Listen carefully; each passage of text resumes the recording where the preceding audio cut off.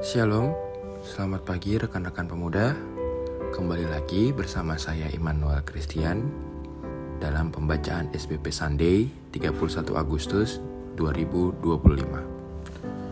Namun sebelum kita memulai pembacaan SPP Sunday kita pada hari ini, marilah kita bersatu dalam doa. Mari kita berdoa.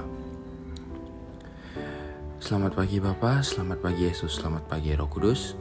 Terima kasih Bapa atas segala nafas kehidupan, kasih karunia, dan damai sejahtera yang masih Kau berikan kepada kami pada pagi hari ini, sehingga kami dapat bangun, kami dapat menikmati hari ini, hari Minggu, dalam keadaan sehat tanpa kurang suatu apapun. Ya Bapa, sebentar lagi kami ingin membaca SPP Sunday pada hari ini ya Bapa.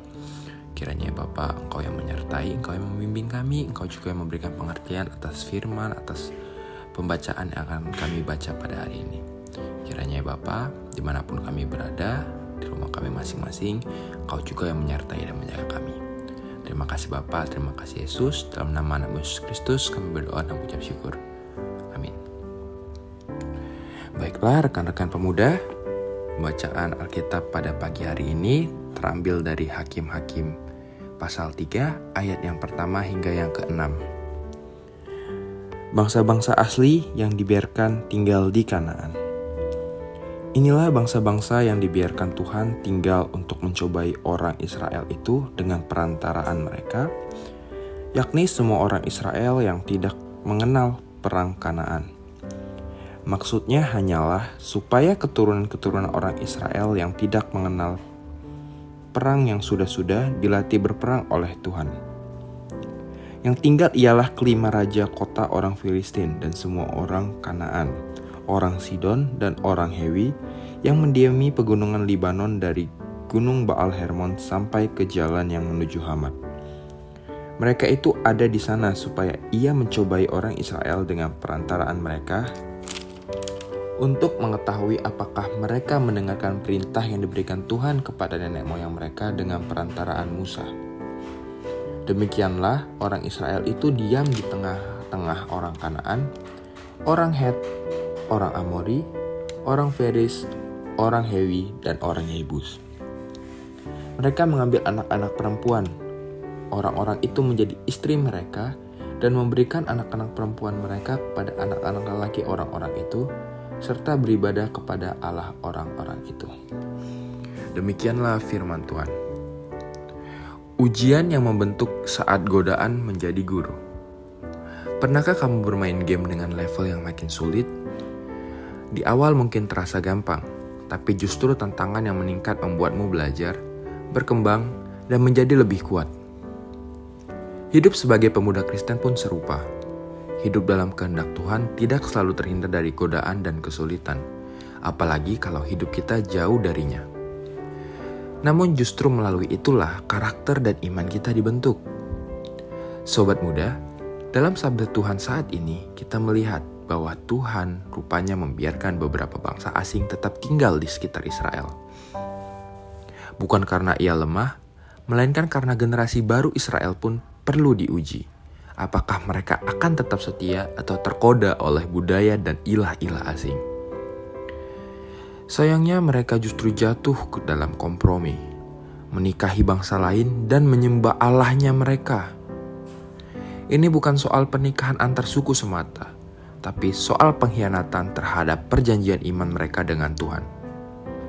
Dari teks ini kita belajar bahwa adanya godaan bukanlah tanda Allah menjauh, melainkan disikapi dengan bijak caranya mendewasakan kita. Godaan bisa menjadi guru yang menguji sejauh mana kita benar-benar mengenal dan mencintai Tuhan. Bagi muda-mudi Kristen masa kini, tantangan datang dalam bentuk budaya populer, tekanan teman sebaya, ambisi pribadi, maupun gaya hidup yang bebas. Kita diajak supaya tidak berkompromi, tapi berani hidup berbeda sebagai terang dan garam. Caranya, jadilah pemimpin bagi diri sendiri yang disertai dengan hikmat Roh Kudus. Selain itu, bangun relasi yang sehat dan selalu peka terhadap nilai-nilai yang kita hidupi. Sobat muda, jadikanlah setiap godaan sebagai peluang untuk membuktikan kasih dan kesetiaan kita kepada Tuhan. Di dunia yang makin gelap ini, biarlah laku hidup kita tetap menyala baginya. Demikianlah pembacaan SBP Sunday 31 Agustus 2025. Mari kita bersatu dalam doa. Bapa kami yang berada dalam kerajaan surga, terima kasih kami telah selesai membaca renungan SBP Sunday pada hari ini. Firman yang luar biasa untuk kami tetap teguh pada pendirian kami, agar kami tetap terus bisa berjalan dan hidup sesuai dengan kehendak-Mu, tidak goyah, tidak menyimpang kemanapun ya Bapa. Kiranya sesuai dengan firman yang telah kami baca, renungan yang telah kami baca, Engkau juga dapat terus menyertai kami, Engkau dapat terus membimbing kami ya Bapa. Ya Bapa, kami juga mau berdoa ya Bapa untuk negara kami Indonesia yang sedang dalam keadaan banyak hal yang terjadi, baik itu dari demo ya Bapa, banyak juga pengrusakan lainnya. Kiranya ya Bapa, semuanya dapat selesai dalam keadaan baik, tidak ada lagi korban-korban yang tidak perlu. Engkau juga yang membantu, Engkau juga yang memberikan Roh Kudus-Mu untuk membimbing setiap orang yang menyuarakan haknya Bapa, dan juga apabila terus berjalan dapat berjalan dengan baik tanpa adanya kerusuhan ya Bapa.